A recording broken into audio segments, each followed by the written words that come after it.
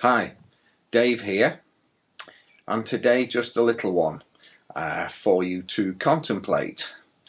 There is an old Chinese or Zen proverb, chop wood, carry water. You might have heard it.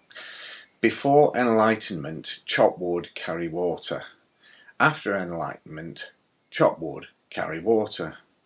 So what does this actually suggest?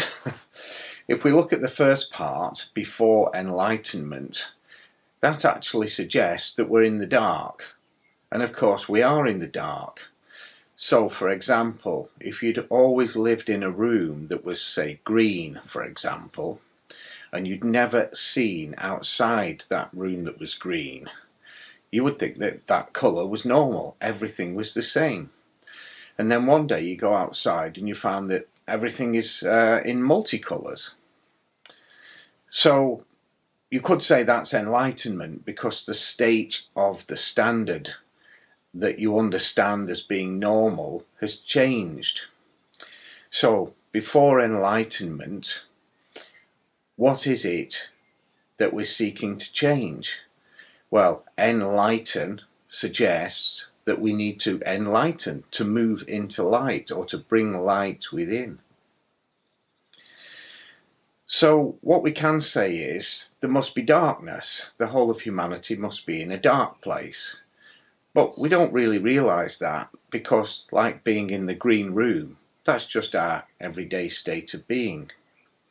But of course after enlightenment it's a different story, but let's not jump ahead to that yet. So part 2, chop wood, carry water. So before enlightenment, chop wood, carry water. After enlightenment, chop wood, carry water. So this is suggesting that nothing changes at all. Everything is just the same as it was before. But what this is referring to is survival. We are inhabiting a schoolroom Earth, and we're here to learn. And what we're here to learn is how to enlighten ourselves, how to bring light into our consciousness. And as we bring light into the consciousness, it changes the nature of our being. So how does it do this? And where does it do it? Well, it actually does it within the heart. So the heart consciousness changes, but it's a long process. It doesn't change overnight.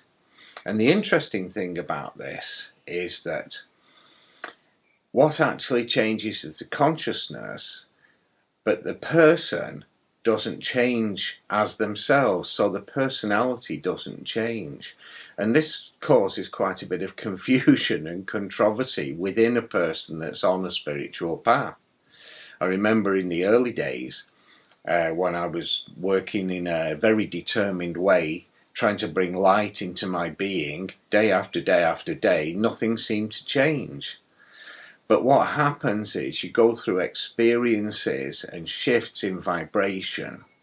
And when you go through a shift in vibration, everything changes. You begin to see everything in a new light. And of course, when you begin to see everything in a new light, well, that is the change.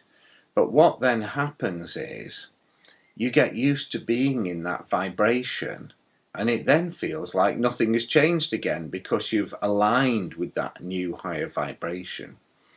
So if we think about a vibration being, a harmonic at a certain point, universal consciousness is up here somewhere, and we're trying to harmonize our vibration here with this vibration which is much higher.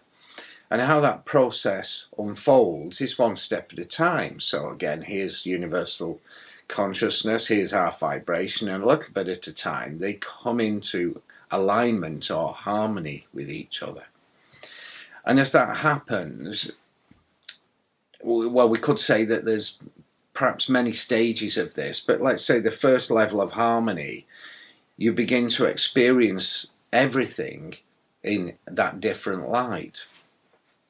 So as we're experiencing change in this different light, or this higher vibrational light, what happens is the heart begins to understand the difference between right and wrong, good and bad, dark and light, better than it did at the vibrational state it was just before the shift.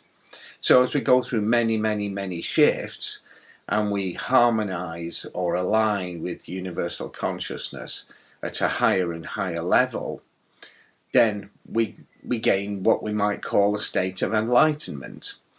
And as we reach this state of enlightenment, we can do more merely by thinking it. And of course, when we are in harmony with universal consciousness, we have to be very careful of our thoughts. So coming back to our proverb, chop wood, carry water, this is really speaking about survival. So as human beings, we have to survive. And so before enlightenment, we chop wood, we carry water, we feed, we need warmth and food basically. We feed ourselves and we need sustenance. After enlightenment, at whatever stage that might be, we still need to survive. So it reminds me of a saying in the Gospel of Thomas where I can't remember the whole saying now, but basically all the animals of the world have got a place to rest their head except human beings. We have to work hard to provide food and shelter for ourselves.